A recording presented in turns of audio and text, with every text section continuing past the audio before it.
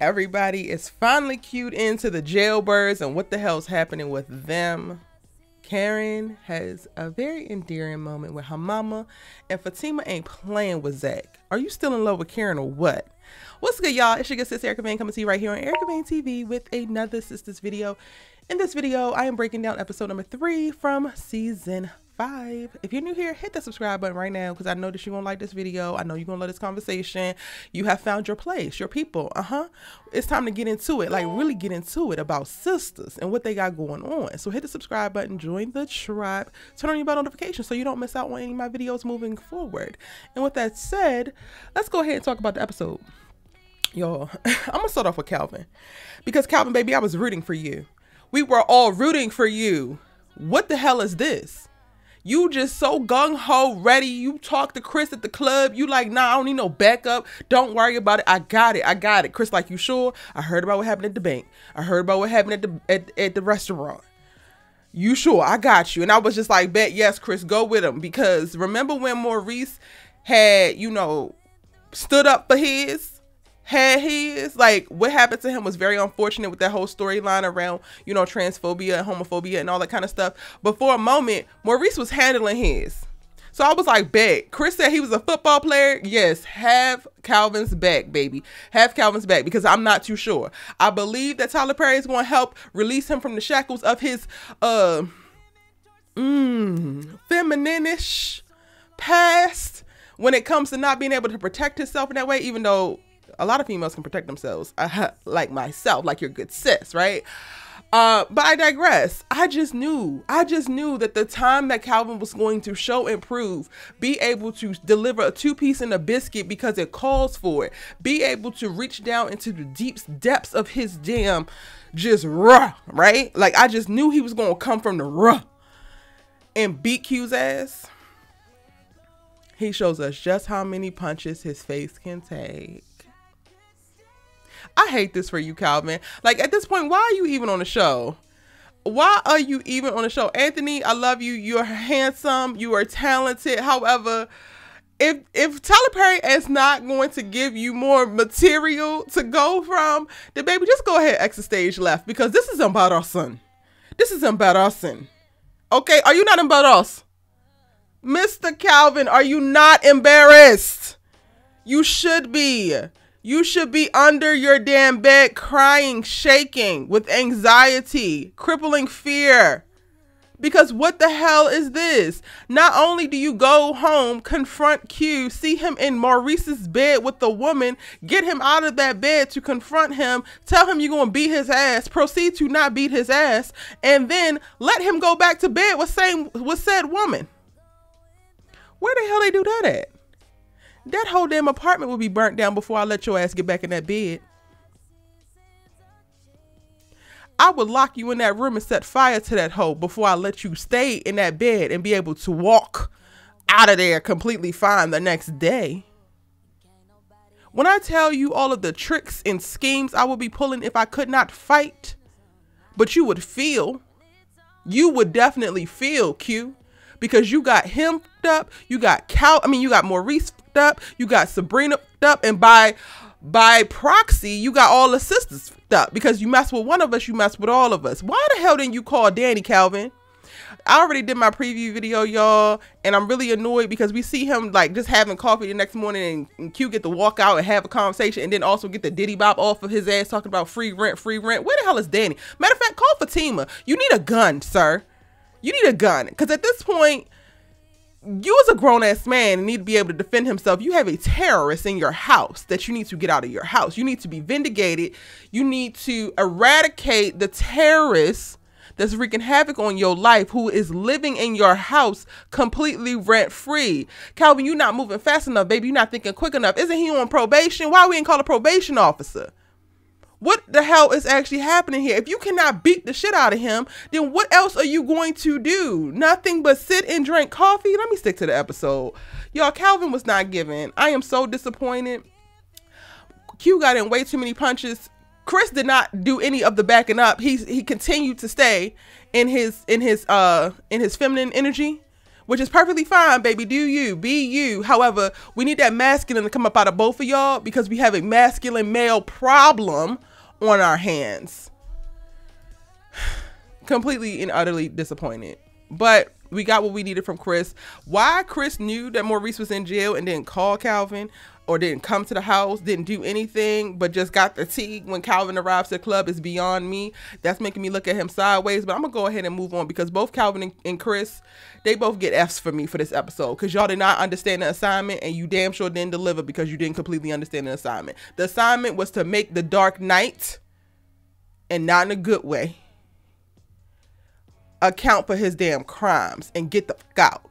And yet still he's still there and probably got a good night's sleep too. And a nut. Y'all should be ashamed of yourself. Now, while we talking about, you know, nuts and whatnot, Erica, what are we doing here? Y'all love it. It's perfectly fine. Let's talk about Andi, who has, you know, spun the block and is backsliding with Gary's goofy ass at the top of this episode. But we saw that because Danny walked in on her in the last episode, or the episode before this last episode. But she gets to send him away because she, you know, is reminded by Danny that, girl, I told you I was coming over here. I told you that we haven't been able to find Sabrina. So get your head out of your coochie and let's get down to business and find our homie. Andi, while she does come through in a clutch sometimes with information and context, she also is given liability. She is way too digmatized for me. And it's interesting that she's even digmatized when it comes to Gary because he hasn't slept with your ass in how long? I'm gonna keep reminding you because you seem to forget. This is the first time that y'all have slept together since like season 1, girl, because he started set tripping, inviting random ass women into y'all's bed to try to do some random ass sex therapy, and then the sex therapist wanted to sleep with him and get rid of you. Like, y'all have been through some things when it comes to the sexual department, so I don't even understand how you're fantasizing and getting off with this man, whether he is carrying around an elephant trunk or not. Because also when you get into your 30s, you also learn that them elephant trunks can be dangerous. And it don't even take all that. These men be walking around with elephant trunks and don't know what the hell to do with them. So like, I'm sorry, y'all. They spent a lot of time talking about how big Gary's member was in this episode. So you know I had to touch on it, okay? I had to go ahead and touch on it. But, you know, while, you know, Andi is flipping it and reversing it with Gary, she missed 3 calls from her contact. So she realizes, oh yeah, like I'm really not on it. Danny is like stressed the hell out and super, super worried. I did enjoy the banter that they had in this episode. I liked them together in the scene. I think that there was a little bit too much. Like they spent a lot of time with them and I was like, they could have given me a little bit less, but that's cool. We got what we needed to know from them, right? So by the end of the episode, we know that Sabrina's in jail. We know that Maurice is in jail. And we also know that it's serious and why. So Andi finds out it's a federal crime. She's going to get additional information the next morning, trying to send Danny home. Then the next morning they, you know, debrief and she has, you know, that more information that she was looking for. And they can't really do anything. They can't go and bail her out because she hasn't seen a judge to be able to be declared for bail. So they really have her this kind of like holding pattern. And when Danny said, how can this be legal? That's what I'm trying to know. Because at this point, I think it's been like 2 days since she's been arrested. Or maybe it's just a day. Because y'all, it's very hard to keep track because Tyler Perry goes for episodes in 1 day. So, okay, it's been 24 hours and she still hasn't gotten a phone call because none of the sisters got a call. Unless Sabrina called her parents or something, which I doubt that she did. I feel like her first call would definitely be Danny. So it's definitely illegal for you to be detained for 24 hours and you don't even have a phone call. Andi, some of your contacts need to know that. So they already violating her judicial rights, her civil rights, okay? Let's get on it and let's get serious about it. Now, one of my favorite scenes, not episodes, shout, in the episode, my favorite scenes in the episode is a conversation between Karen and her mama. I just adore Miss Lisa in this iteration so much. I wasn't feeling her when we first got introduced and when she was like dating a random young boy, and I like her like brute honesty or whatever and how she shoot from the hip, and she just has a really close relationship with Karen to the point where they could talk about anything. But I just didn't like how they would, like how she was set up in reference to like she was dating all these younger men and like just being weird with it, like being mad creepy creepy cougar vibes, not like cool cougar vibes. But this version of Miss Lisa, who's prioritizing her daughter's mental health and his pregnancy, and is like coming in here to clean up the mess that is Karen's life, telling her to write 2 letters so that she can get everything that she wants out and not miss anything, and like explaining the importance of it, and like planning to sit down and talk with Zach and Aaron in the same room. I love it. It's beautiful, beautiful, beautiful, beautiful. 10 out of 10. Okay, I love it. And I don't know what they did with Ebony's makeup. I don't know what they did with the lighting. Ebony is a gorgeous girl, right? Always a gorgeous girl. Face card, don't decline. Performances, always powerful. But her in this scene, she looks so maternal. She looks like she has this like motherly glow. She looks so soft and sensual. I'm like watching and listening, but then also finding myself dozing off, just like staring at Ebony like, oh my God, Karen is beautiful. Look at our good sis, just glowing and shit. Girl, you better do it. But I loved it. I thought that this conversation was so important. And this is the parts that I love about our mainstream media and like the shows that we have. And this is what I feel like there's a certain responsibility. Like, while you can entertain people, but there could be a little education in it. Like, sneak the medicine in the candy, right? I love the breakdown of like explaining to Karen that she could write these 2 letters and what this would do for her. And I'm like, yo, of the millions of people who are going to watch Sistas, or have already watched Sistas, how many dope ass women are going through something similar, struggling with letting some man go, letting a few men go, whatever they're doing, and they now know that they have this tactical, practical thing that they could do of writing out their feelings and reading it to this person so that you can fully express everything. And this is the way for you to process and heal and move forward. Tyler Perry, Chef's Kiss.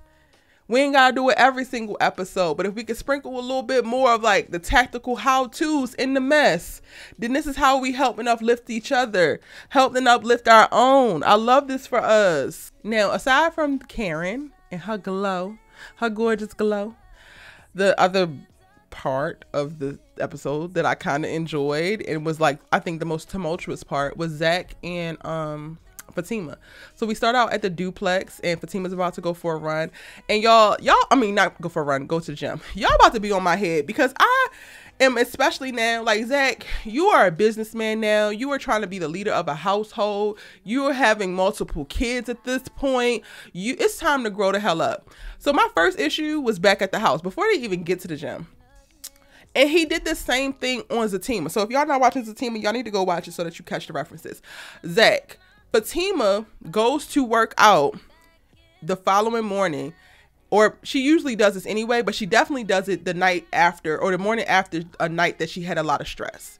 She did it before, after the whole Belinda thing, and like she had that whole cathartic release, and she's crying in the bed and she loses her friend because she had to shoot at her because she was trying to comfort you. Cool. She wanted to go running. You want to go running with her, but she tells you can't keep up. And like, you're going to drag her down and then y'all run into the end. So I get the whole setup. Like, that had to happen for that. But like, that to me was a selfish decision. This is ways that this girl healthily deals with her stress and anxiety around some stressful that y'all brought into her life. And you want to insert yourself regardless of if you're going to slow her down, regardless if you can't keep up. Like, Zach makes too many things about him, and I don't like that. Like, he doesn't catch the little ways that he could really show up for Fatima and really support her without doing too much. And it would just be by stop centering himself. In this episode, when we see the back of the duplex, she's getting ready to go to the gym, and he's like, all right, I'm gonna go to the gym with you. I can take you. You don't normally go. Why do you want to go now? Because you want to talk about Karen, or you want to talk about last night? I don't want to talk about Karen. I don't want to talk about last night. I already started my day off with prayer. I'm trying to get back on a good foot. But no. And then he also want to call her out like, oh, if you want to talk about it, then I have to talk about it. But if I don't want to talk about it, then we can't. And it's like, exactly, because technically, Zach, this is your shit. This is your mess, bro, that you have brought into y'all's lives. And I think that Fatima is doing a beautiful job of handling it and supporting you while she is handling it. And the way that you're giving her so much grief right now, I'm like, I don't really like that. I don't really like it at all. Like, when Fatima said at the gym that if I ask you 1,000 times about this, then yes, you're going to answer 1,001 until I'm comfortable, because that's part of the job. This is your drama. And if you are my partner and you care about me in this way, then you cannot get annoyed by me looking for reassurance from some that persists that you brought into our lives. It'll be one thing if like, oh, this is my ex Karen, and she never heard from her again. If Fatima was asking you about Karen every single day and Karen wasn't popping up and you wasn't backsliding and pushing her ass up against a wall, and if you, and like all of these other things weren't happening, that could be a conversation of like, all right, don't bring up my ex because this woman is not present. She don't present herself. I don't talk about her. I don't mention her, nothing like that. That would be different. Y'all are literally dealing with the fruits of that relationship, or the labor, the fruits of the drama, right? From that relationship almost every day in y'all's life. And you got a problem with her mentioning it? You got a problem with her being vocal about certain things? No, this is a part of how you actually carry it and own up to your so as a man, you tuck your pride, you tuck your ego, and you reassure Fatima whenever she needs it. Because the alternative is she could just walk away from the damn table. Because honestly, it's not serving her the same way that it's serving you. You want her to swab your potential kid with Heather Jennings, handle Heather Jennings, turn the other cheek when it comes to Deja, like handle your weak ass friends, like all of this stuff, and you want her to stay quiet about it? Zach, go to hell. I mean, you can come back or whatever. I'm not sending you forever in purgatory, but go to hell. Because no, we're going to talk about it. And you need to be man enough and mature enough to be able to talk about it whenever I need to talk about it. And yes, there should be a limit to how much you are complaining to me about it, because this is your that I am taking the lead in handling. Again, Zach, go to hell. You so entitled. And it was interesting to me. I don't know if anybody else is going to have this feeling or feel me on this particular take. But when I look at the Zach and Fatima gym scene, and we start the scene off with Deja coming over to get her flirt on and then being dismissed because Fatima gotta check that ass like she has been. Zach is cool, he's calm, he's trying to calm Fatima, and he is giggly, not giggly, but he's like in a more jovial, laughy mood. Like he jokes off Deja. But the moment that they spot Aaron, who has been peaceful, every single time that Zach has wanted smoke with Aaron, it's been because Zach. Aaron don't walk up and punch this dude in the face. Aaron don't walk up and curse him out. Aaron don't do nothing out the way towards Zach. Zach automatically got hostile energy for Aaron, also by way of, you know, his hostile energy for Karen. And I love that Fatima called it out in this episode. The way that he completely shifts and has all this aggressive hostile energy for Aaron, but don't have that same energy for Deja. And Deja is the real pending threat for his relationship right now. It says a lot. And I am so glad that Tyler Perry has Fatima addressing it. It has to be addressed. Your mood, your demeanor, your communication, everything shifted. When it was Deja, this was funny. Now, when it's Aaron walking over on some real peaceful stuff, on some coexist stuff, on some how we can be adults and just be mature about where we're at stuff. How can we protect this woman that we both mutually love stuff? Now you want to be hollering, screaming, don't talk to Fatima, don't do this, da da da. Boy, get your shit together, Zach, because it's looking real shaky right about now. You looking real weak. You looking real whack. You have no energy for this big ass booty and these tight ass blue leggings. I mean, listen, Deja, you look damn good, girl. I'ma always say that, even though you a home wrecking ass hoe. You look good, honey. Ain't no negative hostile energy towards her when she's actively sending missiles towards your relationship. She is trying to implode your situation and you have no hostility. But then you cultivate all the hostility in the world for a pastor coming to you talking about, can we not stress Karen out? Zach, you need a journal, a therapist, and you need to reflect, brother, because this ain't it. And I absolutely love Fatima holding him accountable in this way. Now, I get how it's kind of looking like she's looking a little bit insecure, but I think that she's not insecure at all. I think a lot of the audience is going to look at her like this because she's bringing it up. But and that to me, I guess it's just like going to be a little bit of lost in translation when it comes to the dialogue that she was given to say, because the right questions are being asked. I guess the way it's also being positioned, I get how it could be a little bit muddy, but I love the questions that's being asked. Are you still in love with Karen? Do you still want to be with Karen? Even how he can't even answer that calmly. He can't even answer that from a grounded, sure, commanding space. But you want me to believe you. The math ain't mathin', Zachary. And this ain't gonna work. This is the same way that you was responding when we first met. The same way that you've been responding to Karen when we first met is the same way that you're responding now. And along the lines, you threw her up against a wall in the office at her salon and pretty much got her pregnant. It's between you and one other guy. So yes, I have some questions.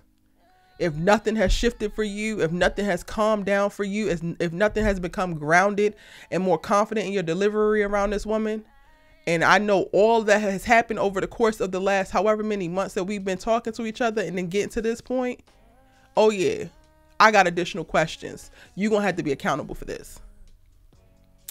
All right, y'all. Those are my thoughts on the episode. Let me know if I missed anything. Let me know what your thoughts, theories, and predictions are moving forward, what your thoughts are of this episode, but then also moving forward, what are your predictions for next week and the rest of the season? I cannot wait for Madam to enter the group chat because she's going to add a little level of spice that I'm totally here for. And yeah, it's your good sis you love to talk TV with. Drop your thoughts, theories, and comments in the comment section down below.